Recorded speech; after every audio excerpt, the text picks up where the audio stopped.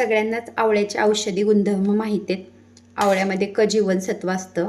केसासाठी, त्वचेसाठी आणि एकंदरीतच सगळ्या आरोग्यासाठी आवळा खूप महत्त्वपूर्ण आहे. तर हे बघा किती छान असा मुरवळा तयार झालेला आहे, अगदी सोप्या पद्धतीने. आणि हा देशी म्हणजे तो राई आवळा असतो त्याचा हा मुरवळा आहे आणि एकदम रसरशीत असा मुरवळा तयार झालेला आहे. चपातीबरोबर, पराठ्याबरोबर आपण कशाबरोबरही खाऊ शकतो. तर आज मी बनवणार आहे आवळ्याचा मुरंबा. तर हे अर्धा किलो आवळे घेतलेले. तर ह्या आवळ्यापासून ना आंबटगोड तिखट असा मुरवळा बनवणार आहे. हे असे छोट्या साईजचे आवळे आहेत आणि हे आवळे मी धुवून घेतलेले आहेत आणि ह्याच्यामध्ये थोडेसे काड्या वगैरे होत्या त्याही काढून घेतलेले आहेत, कारण ताजेच आवळे होते, एकदम फ्रेश असे.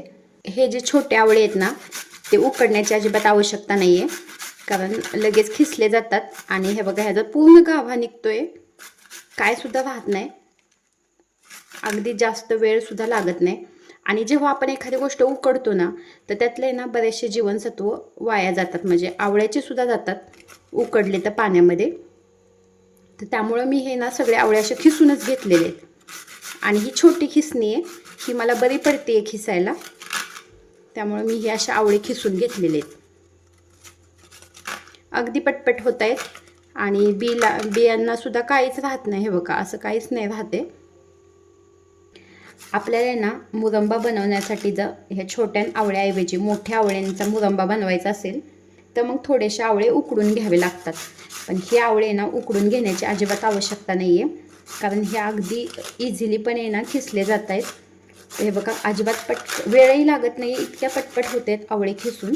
आता मी ना बाकीचे सगळेच आवळे आता खिसून घेते. हे असे हा सगळा आवळा मी खिसून घेतलेला आहे आणि बियांनाही काही नाही राहिलेलं, सगळं बियांचंही निघालेलं आहे. तर आता गॅसवरती मी कढई ठेवलेली आहे आणि कढईमध्ये हे तूप ओतलेलं आहे अर्धा चमचा आणि त्याच्यामध्ये हा खिसलेला आवळा टाकून घेतलेला आहे.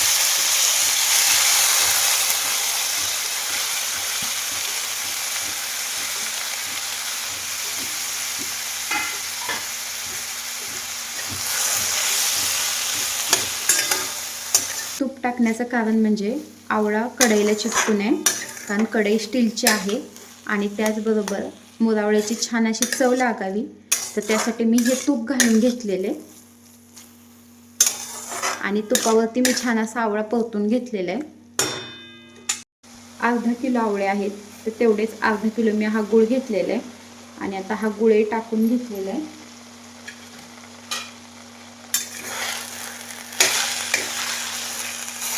आवळ्यामध्ये गूळ टाकल्यानंतर आवळ्याला हे पाणी सुटलेले आणि आता ह्या पाण्यामध्ये आवळा थोडा वेळ मी शिजू देणार आहे आणि मध्यम गॅसवरतीच मी आवळा शिजू देणार आहे थोडा वेळ. जास्त फुल गॅस केला तर त्यातलं पाणी आटून जाईल आणि आवळा नीट शिजणार नाही. तर आता मध्यम गॅस ठेवलेला आहे आणि त्याच्यावरती मी हा आवळा शिजू देणार आहे. गूळ आणि आवळा 10 मिनटं छान असं शिजलेले आणि छान पाणीही सुटलेले. आता एवढं पाणी शिल्लक राहिलेले आणि मी आता ह्याच्यामध्ये टाकणार आहे हे अर्धा चमचा मीठ, सैंधव मीठ. त्यानंतर ही आहे सुंठ पावडर, थोडीशी जाडसर अशी ही वेलची पूड केलेली आहे आणि आता तीही टाकून घेतलेली आहे. अगदी पाव चमचा मिरेपूडही टाकलेली आहे. मुरवळा करताना ह्यातलं पूर्ण पाणी आटून द्यायचं नाही, पूर्ण पाणी आटलं तर काही वेळेस आहे ना सगळं पाणी आटून मुरवळा असा घट्ट होण्याची शक्यता असते. एवढं पाणी आहे अजून शिल्लक. आणि हा घेतलेला आहे एका लिंबाचा रस, आता तोही मी घालून घेतलेला आहे. लिंबामुळं मुरवळ्याची आंबट गोड अशी चव लागते छान आणि लिंबू प्रिझर्वेटिव्हचंही काम करतं, त्याच्यामुळं जास्त कालावधीपर्यंत मुरवळा टिकतोही.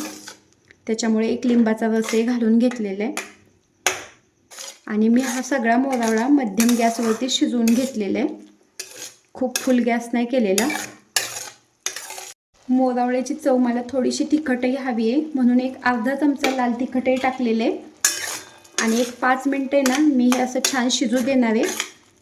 म्हणजे आता हे शिजलेलंच आहे आणि त्यानंतर मी गॅस बंद करणार आहे. 2 मिनटं मी हे शिजू दिलेले आणि बघा अजून मोरावळ्यामध्ये पाणी आहे, पाण्याचा अंश आहे आणि मी आता गॅस बंद केलेला आहे. हे थंड झाल्यानंतर मी हे भरणीमध्ये भरून घेणार आहे आणि थंड झाल्यानंतर अजून घट्ट होतं हे, त्यामुळे मी गॅस बंद केलेला आहे आणि माझा मोरावळा हा तयार झालेला आहे. तुम्हीही अशा पद्धतीने मुरंबा किंवा मोरावळा नक्की बनवून बघा. आवळा शरीरासाठी आणि एकंदरीतच आरोग्यासाठी खूप फायदेशीर आहे आणि आवळ्याचे सगळे गुणधर्म सगळ्यांनाच माहीत आहे. तर अशा आहे ना ह्या बहुगुणी आवळ्याचा मुरंबा नक्की बनवून बघा.